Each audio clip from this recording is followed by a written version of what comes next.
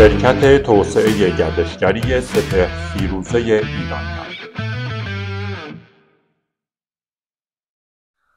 سلام بچه‌ها، رادین هستم. از امروز اومدیم تو پیج سپهرفیروزه با هم همراه بشیم و بریم یه سری اطلاعات باحال و جنجالی در مورد خونه‌های قدیمی اصفهان به دست بیاریم.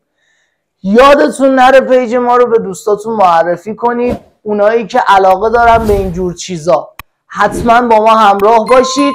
بریم یه چند تا موردش رو بهتون معرفی کنم. عشق منید، بریم که با هم بتره کنیم.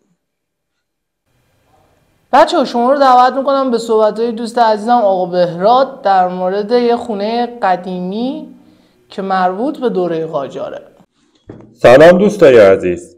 امروز به جای تصویر صدای بنده رو میشنوید که اومدم راجع به یکی از خونه‌های بسیار زیبا و تاریخی شهرمون اصفهان صحبت کنم. از گذشته که انسان پاشو روی کره خاکی گذاشت، نیاز به یک سرپناه پیدا کرد و این نیاز باعث ایجاد خونه‌های بسیار ساده و با مصالحی مانند سنگ، خاک و چوب شد. و به مرور زمان با تغییر نیازهای بشر، این خونه‌ها تغییر شکل پیدا کردند و کم کم المان‌هایی به آنها اضافه شد و سبک‌های مختلف معماری بر اساس موقعیت‌های جغرافیایی و فرهنگ پدید آمد. کشور عزیز ما ایران که سابقه هزاران ساله داره و سرآمد هنر در کشورهای جهان بوده و هست، در طول تاریخ در هنر معماری همیشه حرفی برای گفتن داشته و دارد. در دوره پس از اسلام هنرهایی همچون کاشیکاری، آجربری، گچبری، میناکاری، بوقرنسازی به وجود آمد که نمونه‌هایی از آن در ایران در بناها و خونه‌های شهر قشنگمون اصفهان دیده میشه که نمونه‌هایی از آنها را در عکس‌های این خونه با هم می‌بینیم. این خونه که در بافت تاریخی شهر اصفهان قرار داره، از قدمتی حدود 400 سال برخورداره که نشانه‌های آن در وجود مقرنس‌سازی و درهای سه‌دری در شاهنشین آن که مربوط به دوره صفویه میشه میتونیم ببینیم. من توضیح بیشتری نمیدم تا بتونید عکس‌ها را با دقت بیشتری ببینید.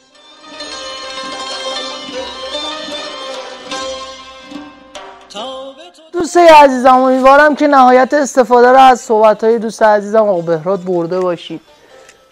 دقیقاً تو فیلم داشتید چی می‌دیدید؟ عکسای همون جایی رو که داشت براتون توضیح میداد. الان اومدیم دقیقاً همونجا همون خونه رو بهتون نشون بدیم. به خاطر شما اومدیم، اجازه گرفتیم اومدیم.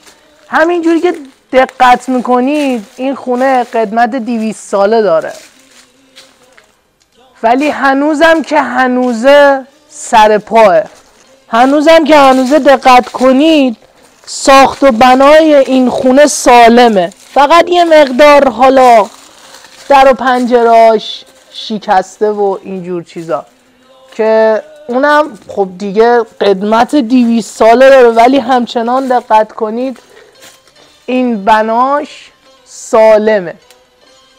در اون جایی که دارید مشاهده میکنید شاهنشین خونه رو میخوام نشونتون بدم. هر که تو را دیده ز خواب دل بارید،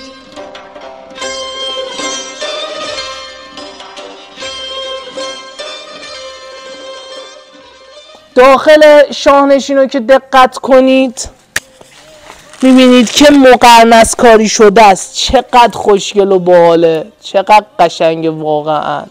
هنوزم که هنوزه سالمه و دقت کنید خرابی وجود نداره داخلش. آینه‌ش نگاه کنید، سالمه. خدا رو شکر ما هم آوردیمتون اینجا از نزدیک نشونتون بدیم، لذتشو ببرید.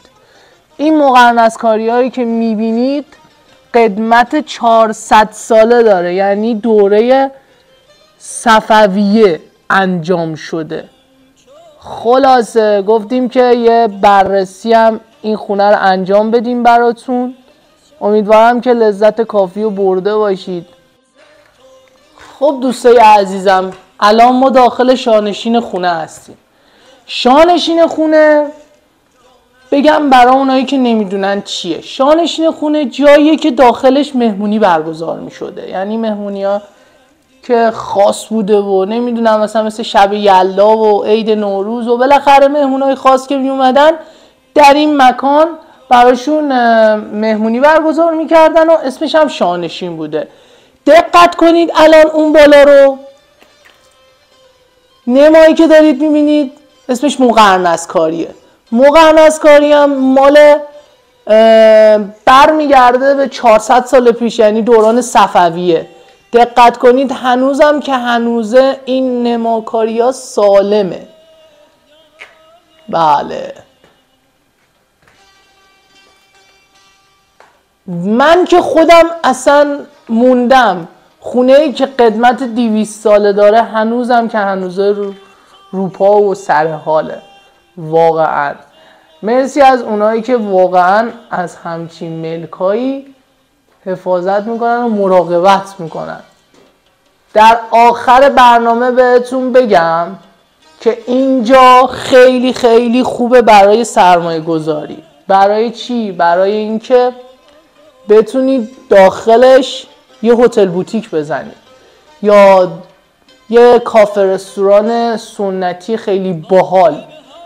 این خونه فوق العاده قشنگه. دقت کنین واقعا به این مقرنسکاری ها. ای جانم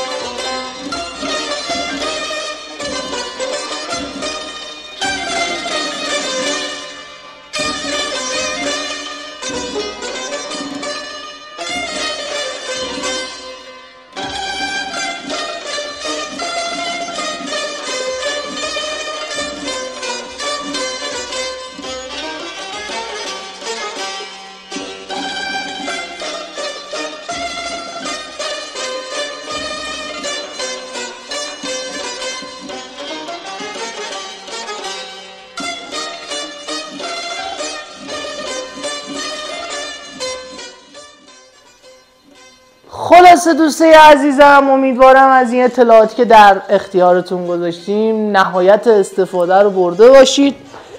در آخر این ملک فوق‌العاده برای سرمایه گذاری خوبه، برای کسایی که میخوان هتل بوتیک بزنن، برای کسایی که میخوان کافه رستوران سنتی اینجا بنا کنن، یا هتل خوشگل اینجا درست کنن، یا حتی یه موزه شخصی. چون این ملک قدمت 200 ساله داره و جزء میراث فرهنگی حساب میشه و فوق‌العاده ملک خوبیه برای سرمایه گذاری کردن. دوستایی که میخوان اطلاعات بیشتری کسب کنن یه شماره میذارم داخل کپشن، حتما با ما در ارتباط باشید، تماس بگیرید برای بازدید از خونه با ما هماهنگ بشید. بازم میبینمتون. امیدوارم که این سفر علمی که داشتیم و این خونه رو که من بهتون نشون دادم لذت کافی رو برده باشید. حتما پیج ما رو به دوستاتون معرفی کنید. عشق منید. رادینم. بازم میبینمتون. خدا نگهدار. شرکت توسعه گردشگری سپهر فیروزه ایرانیان